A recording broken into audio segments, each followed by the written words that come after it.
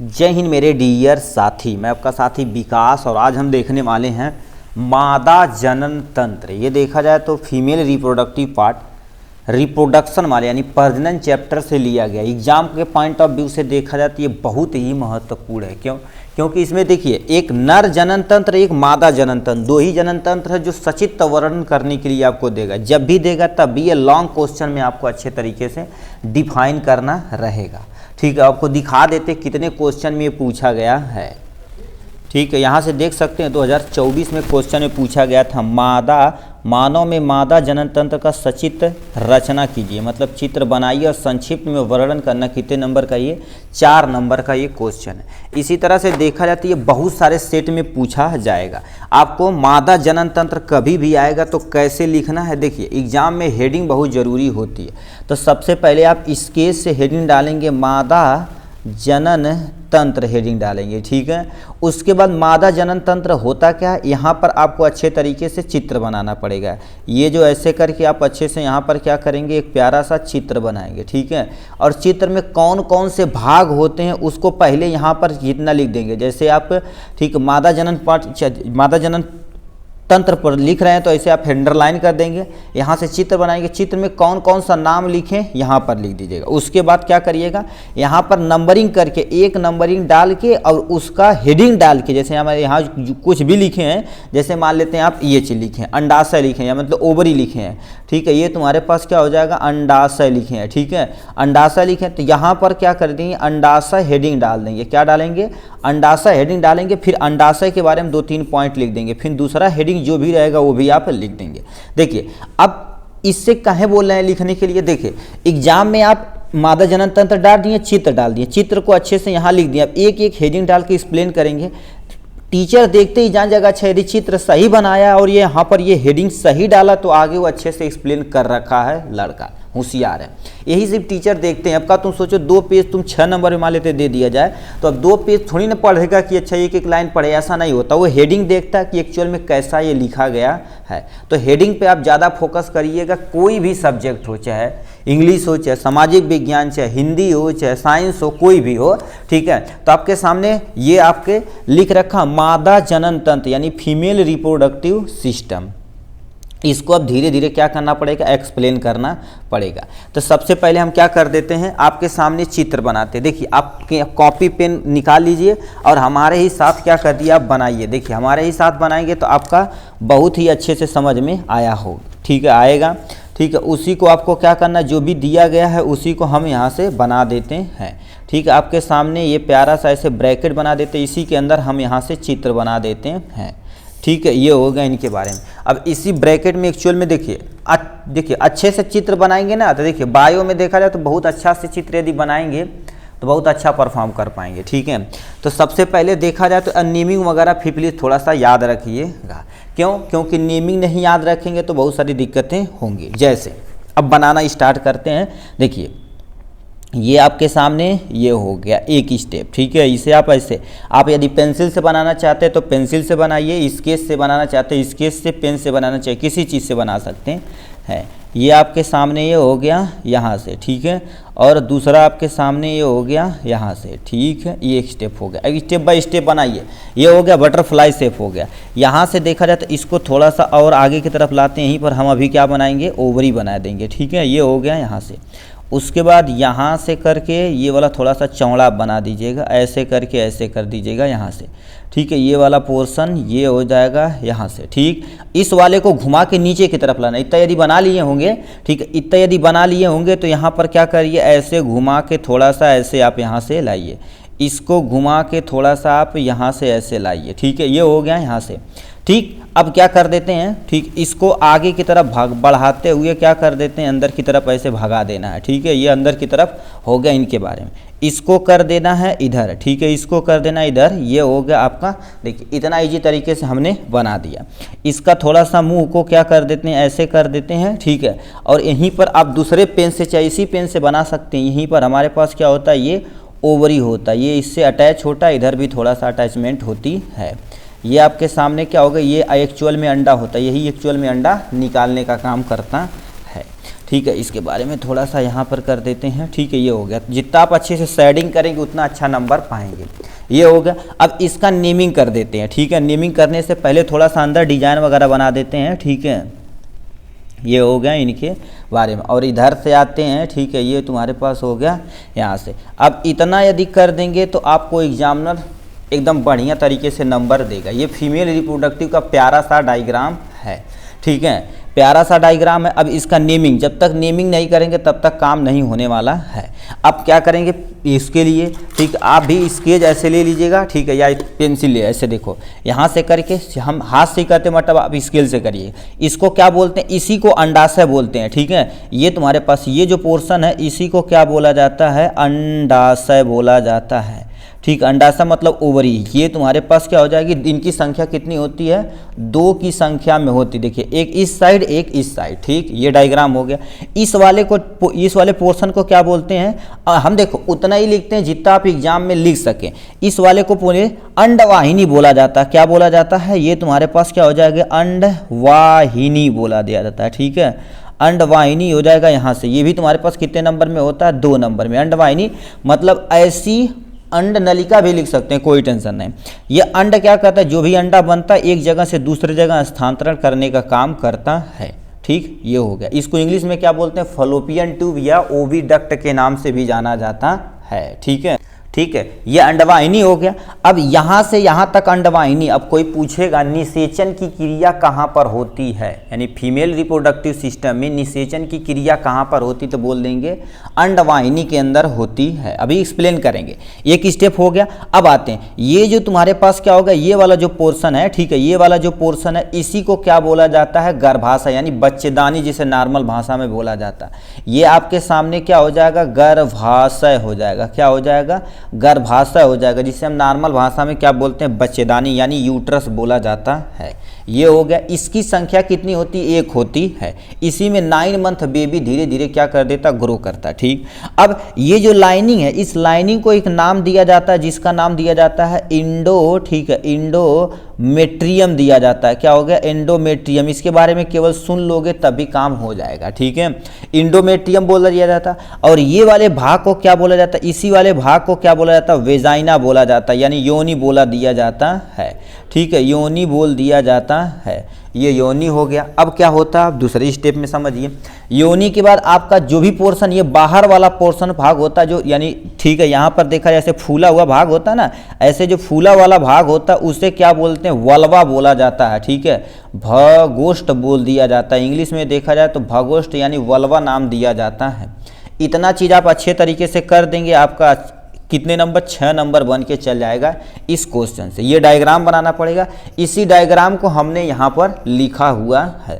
अब इसी को क्या कर देंगे, 1 बाय 1 स्टेप करके आप सुन लीजिए, अपना काम खत्म हो जाएगा। ठीक है, प्लीज़ आप ध्यान से सुनिए अब इन सब चीज़ों के बारे में। ठीक है, यहाँ पर आते, अब एक एक हेडिंग डालिएगा। तो सबसे पहला हेडिंग हमने क्या डाला, गर्भाशय, यानी ये वाला पोर्शन को, ठीक है, सॉरी अंडाशय, गर्भाशय नहीं अंडाशय। अंडाशय मतलब जहाँ से अंडा निकलता है। अब क्या लिखा है, अंडाशय, ठीक, अंडाकार संरचना उदर गुहा के निचले भाग में दोनों तरफ स्थित होता है। देखिए, एक इस साइड होता है, एक इस साइड होता है। 1 महीने मतलब जो फीमेल में मेंस्ट्रुअल साइकिल आता है, उनका जो पीरियड आता है, तो 1 महीने इससे एक अंडा निकलेगा, इससे एक अंडा निकलेगा। वही तुम्हारे पास क्या रखा है, दोनों तरफ स्थित होते हैं। अंडाशय में अंडे होते हैं। अंडाशय में क्या होते हैं, अंडे होते हैं। ठीक, हर महीने निकलते हैं। एस्ट्रोजन तथा प्रोगेस्टेरॉन हार्मोन अंड के बनने में क्या कर देते हैं, सहायता करते हैं। मतलब जो ओवरी होती है ना, ठीक, ओवरी होती है, उसमें अंडा कैसे बनता है, ये 2 हार्मोन होता है जिसे फीमेल हार्मोन कहते हैं। एस्ट्रोजन होता है, प्रोगेस्टेरॉन हार्मोन अंड का क्या कर देते हैं, निर्माण करते हैं। अब कोई पूछेगा फीमेल हार्मोन इसमें से कौन है, तो इसमें से कोई भी यदि ऑप्शन में रहे तो उस पर आप टिक मार सकते हैं। अंडा क्या होता है, एक सूत्री मतलब हप्लाइड नेचर का होता है। उसमें देखा जाए तो n नंबर आप क्रोमोसोम होते हैं। n नंबर मतलब 23 नंबर होते हैं जो फीमेल से आता है। अब 23 मेल से आएगा, दोनों 46 हो जाएंगे, फर्टिलाइजेशन हो जाएगा। तो ये हो गया अंडाशय के बारे में। फिर क्या लिख रखा, अर्धसूत्री विभाजन के फलस्वरूप जनन कोशिकाएं अंडे का निर्माण करती हैं। अब कोई पूछेगा, ये प्लीज आप अंडरलाइन कर दीजिएगा, कोई बोलेगा कि यानी अंडे का निर्माण कैसे होता है, तो बोल देंगे अर्धसूत्री विभाजन के फलस्वरूप जनन कोशिकाएं अंडे का निर्माण करती हैं। किसका निर्माण करती हैं? अंडे का निर्माण करती है। ये इंपॉर्टेंट है, ये ओलंपियाड ICSE पैटर्न में ये सेम टू सेम क्वेश्चन पूछा गया था इंग्लिश मीडियम में। ठीक, इंग्लिश हिंदी दोनों दिया था। ठीक है, ये ओवरी के बारे में हो गया। नेक्स्ट पे आते हैं, तुम्हारे पास क्या होगा? अंडवाहिनी, मतलब वो जो नली जा रही है उसके बारे में हमें बताना पड़ेगा। लिखा है यह रचना में, ठीक है, यह रचना में नली समान होती है। अभी आप देखें ये रचना में क्या होती है? नली के समान संरचना। तो मतलब ये जो यहाँ से लेके यहाँ तक जो नली है उसी को अंडवाहिनी, ये जो नली है उसी को क्या बोला जाता है? अंडवाहिनी बोला जाता है। ठीक है, इसका एक सिरा अंडाशय से तथा दूसरा सिरा गर्भाशय से जुड़ा रहता है। तो आप जान ही रहे, एक सिरा अंडा को पकड़े रहता है और दूसरा गर्भाशय को पकड़ा रहता है। ठीक, नेक्स्ट में क्या लिखा? अंडाशय की तरह अंगुली जैसी संरचना होती है जिसे क्या बोलते हैं? फिमरी बोलते हैं। अब इसके बारे में, अंडाशय की तरफ मतलब ये देखा जाए तो ये जो फिंगर लाइक अपीयरेंस देख रहे हैं इसी को फिमरी बोला जाता है। ये एक्चुअल में रहता है, इसे अंडे को पकड़े रहता है। एक्चुअल में अंडा देखा जाए ना, ये आपका तेल का डब्बा है। ठीक है, ये मान लेते तेल का ढक्कन। अब इसे पकड़ना रहे तो मान लेते ऐसे तुम्हारे पास क्या रहते हैं? ऐसे पकड़ के रखा जाता है। देखिए ये सामने तुम्हारे पास पकड़ा हुआ ना, देखिए ये जो पोर्शन पकड़ा हुआ है ये एक्चुअल में हमारी जो अंगुली है तो समझ लो फिमरी है। ये जो रेड कलर का दिया गया तेल का ढक्कन है इसको तुम समझो अंडाशय, तो इसे पकड़ के रखती है। एक अंडा पकड़ती तो इसी नली के थ्रू आगे की तरफ मूव करता है। ठीक है, तो ये इसी क्या बोलते हैं? फिमरी, मतलब जो फिंगर लाइक अपीयरेंस होता है उसी को फिमरी नाम दिया जाता है। इन क्या ले रखा?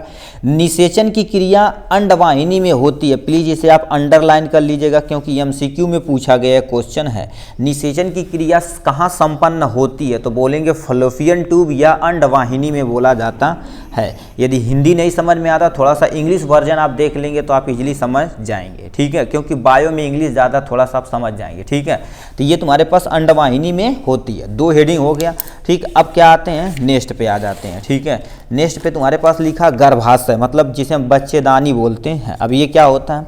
गर्भाशय मूत्राशय, ठीक है, मूत्राशय तथा मलाशय के बीच स्थित एक मंसल संरचना होती है। मतलब गर्भाशय कहाँ होता है? जो तुम्हारे पास मूत्राशय होता है जो पेशाब की थैली होती है, और मलाशय मतलब जो हमारा रेक्टम होता है जिसे हम डाइजेस्टिव सिस्टम से मतलब पाचन की जो भी क्रिया संपन्न होती है बाहर के निकालने के लिए, उनके बीच में एक मांस की तरह संरचना रहती है। किसकी तरह? मांस की संरचना रहती है। कह दिया मांस की तरह, मतलब ये बीच वाला पोर्शन है। ये जो हम देख रहे हैं ना, ये तुम्हारे पास ऐसे ऐसे लाइनिंग बनी होती है इसके अंदर। ठीक है, ये लाइनिंग बनी होती है जो बेबी को ऐसे पकड़ के रखती है। ठीक है, और 2-3 हार्मोन रहता है वो पकड़ के रखवाने में मदद करता है। ठीक है, ये हो गया। नेक्स्ट में अंडवाहिनी यहाँ इनकी दोनों ओर ऊपर की भागों में खुलती, मतलब जो अंडवाहिनी होती है ना, अंड की वाहिनी मतलब ये जो अंडा वाना, एक इधर भाग खुलता है, देखिए एक भाग इधर खुलता है।